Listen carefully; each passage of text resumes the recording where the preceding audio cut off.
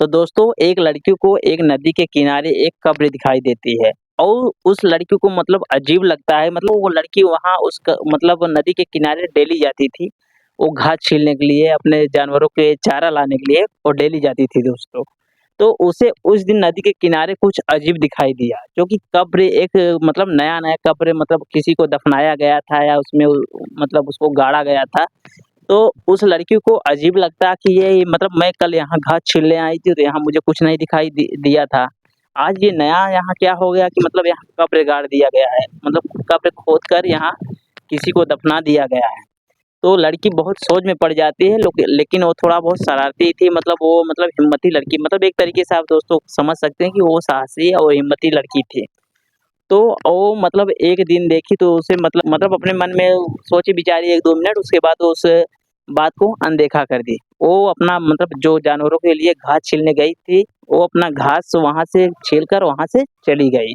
फिर दूसरे दिन वही वो लड़की आती है, वही घास अपने जानवरों के लिए काट रही होती है, तब से देखती है कि वही नदी के किनारे ही, जहाँ मतलब पहले से एक लग रहा था कि यहाँ किसी व्यक्ति को दफनाया गया है या मतलब गाड़ा गया है, तो उसी मतलब उसी के ऊपर 3-4 कुत्ते मिलकर अपने पंजों से मतलब उसकी खुदाई कर रहे थे। मतलब ज़्यादा नहीं दोस्तों, एक हाथ भर मतलब उस कब्र के अंदर गड्ढा कर दिए होते हैं वो कुत्ते मिलकर।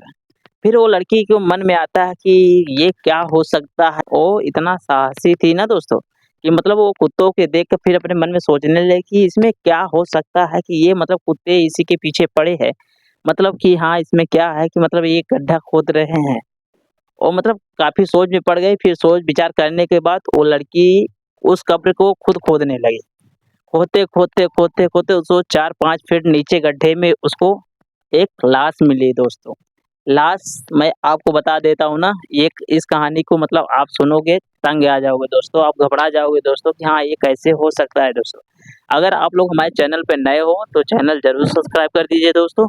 अगर ये वीडियो पसंद आए तो एक लाइक ज़रूर कर दिए दोस्तों। तो दोस्तों मैं कहानी में आगे बढ़ता हूँ, आपको लोगों को बता देता हूँ कि मतलब ये दोस्तों ये मतलब कहानी उत्तर प्रदेश के एक ज़िले का है दोस्तों, जहाँ की एक लड़की अपने घर से मतलब नदी किनारे एक घास छीलने गई थी अपने जानवरों के लिए।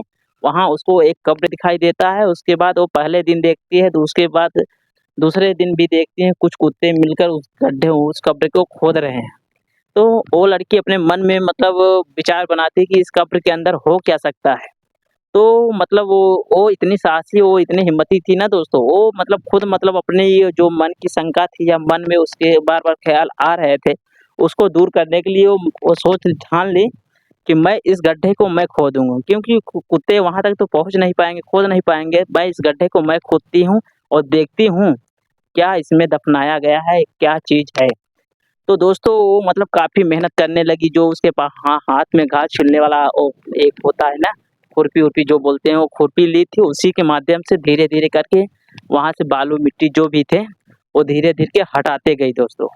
मतलब धीरे-धीरे गड्ढा करते-करते 4-5 फीट पहुँच गई दोस्तों। तब उसे एक हाथ मिला तो उसे मतलब लगने लगा कि हाँ, ये हाथ तो मतलब किसी व्यक्ति का है। तो धीरे-धीरे कबर को पूरा मतलब खोद दी, उसमें एक तब लाश दिखाई दी दोस्तों। लाश मतलब क्या था दोस्तों, आप लोग सुनोगे चौंक जाओगे। वो लाश किसी और का नहीं था दोस्तों, वो लाश उसी के प्रेमी का था दोस्तों।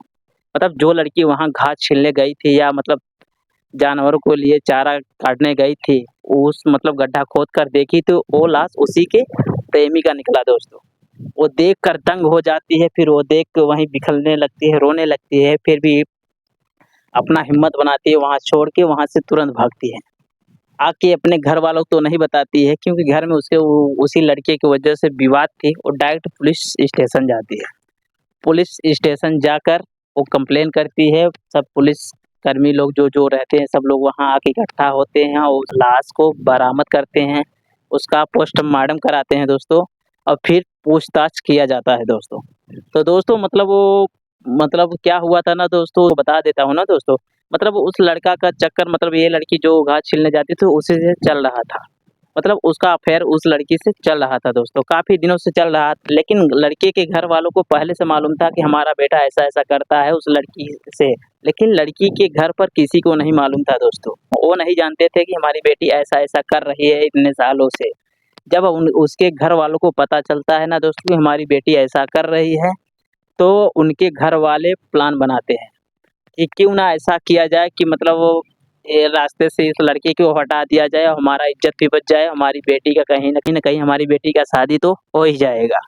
तो वो लोग एक प्लान तैयार करते हैं अपने कुछ रिश्तेदारों को बुलाकर और अपने घर के सदस्यों के साथ मिलकर उस लड़के को बहला-फुसला के कहीं मतलब घर से कुछ पार्टी-वार्टी करने के चक्कर में घर से बाहर ले गए दोस्तों। क्या कहाँ ले गए? नदी के किनारे ले गए दोस्तों। जो पार्टी करना था ना वो 4-5 लड़के मिलकर मतलब 4-5 लड़कों में मैं आपको बता देता हूँ दोस्तों मतलब जिसकी जो लड़की थी ना दोस्तों उसके 2 भाई थे। 2 भाई मतलब एक सगा भाई था, एक चचेरा भाई था। बता देता हूँ ना दोस्तों 4-5 लड़के कौन थे। मतलब उल उस लड़की का एक भाई था, एक चचेरा भाई था और वही मतलब लड़की का भाई ही अपने मामा का लड़की को बुला लिया था और एक फूफा के लड़के को बुला लिया था। मतलब ऐसे करके 4 मतलब लड़के इकट्ठा हो गए थे और वो जो उसका मतलब उसकी बहन का जो आशिक था, उसको भी बोल दिया कि भाई चलो यहाँ पार्टी करना है, आज इस चीज़ का पार्टी है। मतलब वो लोग मटन की पार्टी रखे थे, बकरे का पार्टी रखे थे। बोले चलो आज बियर-वियर होगा, मटन की पार्टी करते हैं। उस लड़के को ज़रा भी डाउट नहीं मतलब दोस्तों मैं बता देता हूँ जो जिस लड़के को मारा गया था ना दोस्तों, उस लड़के को यकीन था कि ये मेरे बचपन के दोस्त है, मेरे बचपन के साथी है, ये इससे पहले भी हम लोग कै कतनी इससे पहले भी हम लोग बहुत बार पार्टियाँ कर चुके हैं, नदी के किनारे जा जाकर। इसलिए उस लड़के को थोड़ा भी डाउट नहीं हुआ कि आज हमारे साथ होने वाला क्या है। वो हर बार की तरह इस बार भी तैयारी बना लिया कि चलो चलते हैं नदी किनारे पार्टी-वार्टी करते हैं और आज चिकन का नहीं पार्टी होगा, मटन का पार्टी होगा। वो लोग इतना बोलकर उस लड़के के साथ सब अपने घर से जो सामान थोड़ा बहुत इकट्ठा-उठा करके और डायरेक्ट नदी किनारे पहुँच गए दोस्तों। और वो नदी किनारे मटन बनता है, मटन को खा लेते हैं। उसके बाद मतलब ये लोग मतलब वो जो बियर थी या कुछ मतलब शराब लिए थे उसको भी शराब पिलाते हैं और खुद को ये लोग 4-5 लोग जो मतलब जितने लोग थे उन ग्रुप में ना दोस्तों, मतलब वो लड़का जो मरने वाला लड़का था वो भी था और ये चारों ये थे। सब मिलकर मतलब शराब और बियर जो भी लिए थे सब एक साथ मिलकर पिए।